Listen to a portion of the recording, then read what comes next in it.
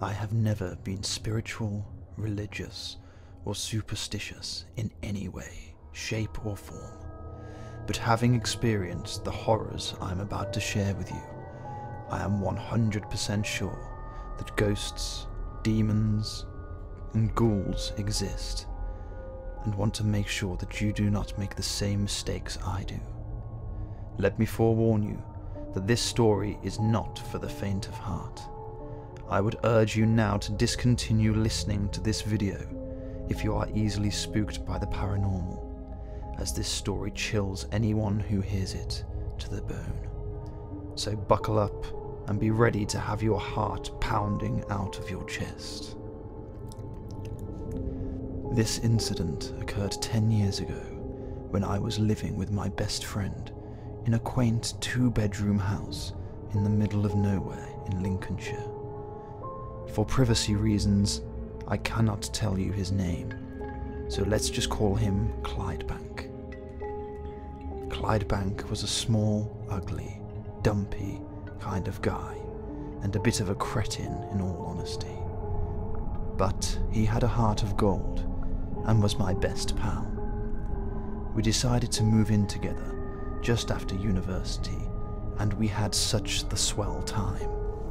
Pizza, beers, Xbox, and generally hanging around in our boxers and breaking wind together almost every night. The overpowering aroma of fecal matter and rotten eggs was a given if you'd come into our house. We were very comfortable with each other, and on occasion, a dangly, sweaty ball would drop out of our boxer shorts, but neither of us minded. Now, please pay attention, as these fine details are of paramount importance to the story.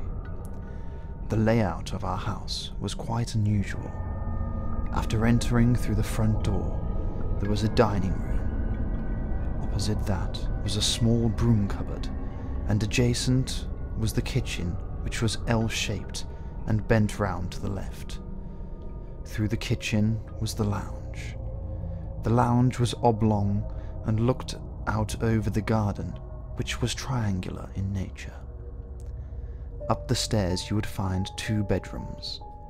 Mine was immediately at the top of the staircase, with Clydebank's across the landing. We shared a bathroom, which could be found at the end of the landing, and a small airing cupboard was next to my room.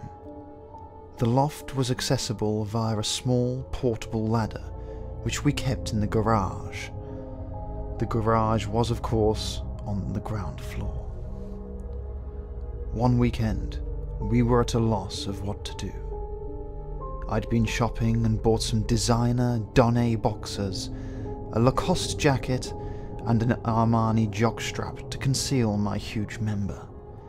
I don't want to be too graphic, but last week at football, I went up for a header and my junk flew out of my shorts, and I was immediately sent off for a bad tackle, which was harsh. I thought I had quite a nice tackle. Anyway, back to the main story. Clydebank and I decided to make a Ouija board. We got some paper and wrote the numbers and letters down, copying one we found online. We decided to go in my room, as it had the most room. My room was hexagonal in shape. It was around 32 square feet, and the ceiling was exactly 8 feet high. The door width measured 92 centimeters, and had a self-closing door for fire hazard safety. The room was fairly empty except for my bed, a bedside table with lamp, and a small painted wooden duck on my windowsill. I had a mahogany wardrobe with 2 drawers at the bottom, which I used to keep my pyjamas in. The upper part of the wardrobe held my summer clothes, but this was winter, so I didn't really open it up. We turned the lights off, lit a few candles, and placed our hands on the cup which was on top of the board.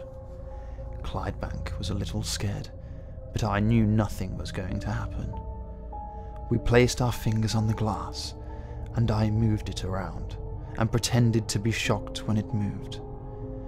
"Was that you?" said Clydebank. "No," I lied. He was as gullible as a toddler. The glass started moving again, but this time of its own accord. "That's so creepy," I said to Clydebank, now a little worried. "This is freaky. Let's stop," he said. "No," I shouted, and just like that, the glass moved very slowly to the different letters on the board. First, the letter D. Then to I. Slowly across to E. I was getting more and more freaked. It continued over to T, over to C, then O. I wanted to stop, but I was paralyzed with fear. K, E, then it stopped. "Diet Coke," I whispered. And suddenly there was a loud thud, and a can rolled across the room. "Run!" I screamed, and I sprang for the door, my tackle flailing in between my legs like a limp snake. I turned around and Clydebank was laughing uncontrollably. He had been pushing the glass the whole time. I was so angry that I left the house and never spoke to him again. To Clydebank, let's not meet again. Toodaloo.